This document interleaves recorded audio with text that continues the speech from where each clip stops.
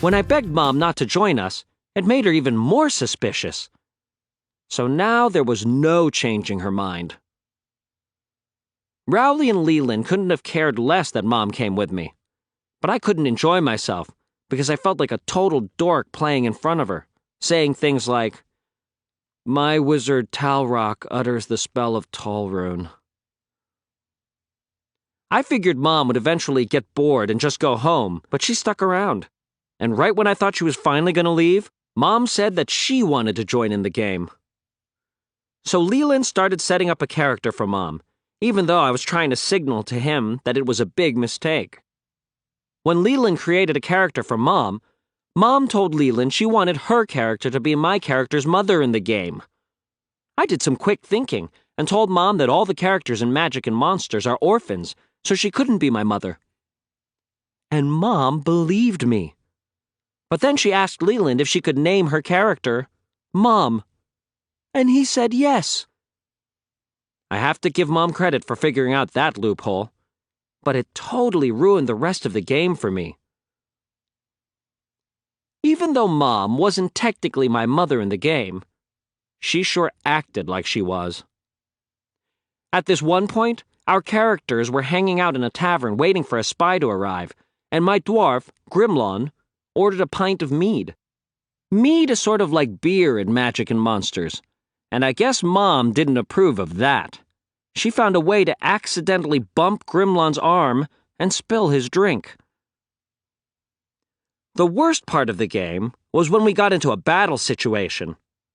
See, the whole point of Magic and Monsters is that you're supposed to kill as many monsters as possible so you can get points and move up in levels. But I don't really think Mom got that concept.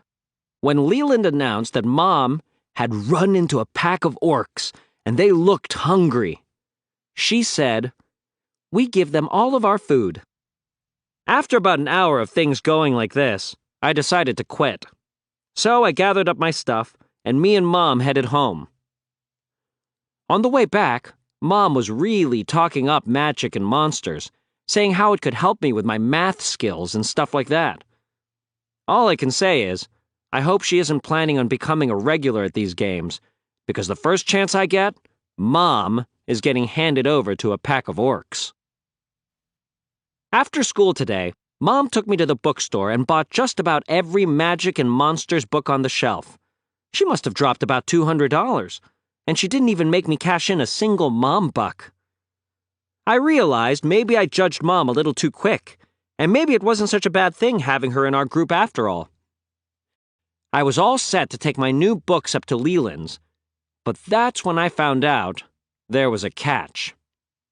Mom actually bought all these books so me and Rodrick could play Magic and Monsters together. She said it was a good way for the two of us to work out our differences. Mom told Rodrick she wanted him to be the dungeon keeper, just like Leland. Then she dumped a pile of books on Roderick's bed and told him to start studying up. It was bad enough playing in front of Mom at Leland's house, but I knew playing with Rodrick would be about 10 times worse. Mom was serious about me and Rodrick playing together, so I knew I was going to have to go through with it. I spent about an hour up in my room making up characters with names Rodrick couldn't make fun of, like Joe and Bob. Once I was finished, I met Rodrick in the kitchen, and we started our game. In his first move as dungeon keeper, Rodrick said, "You and your group of nerds fall into a pit, and it's full of dynamite and you blow up. The end." I guess I should be grateful that it was over with quickly, and I just hope Mom saved her receipts on those books.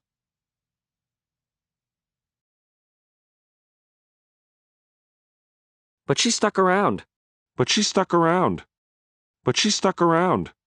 I figured Mom would eventually get bored and just go home, but she stuck around. To give Mom credit for I have to give Mom credit for figuring out that loophole. Talking up.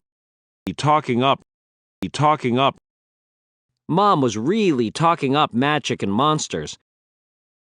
I was all set. I was all set to take my new books up to Leland's. There was a catch. There was a catch. There was a catch. But that's when I found out there was a catch.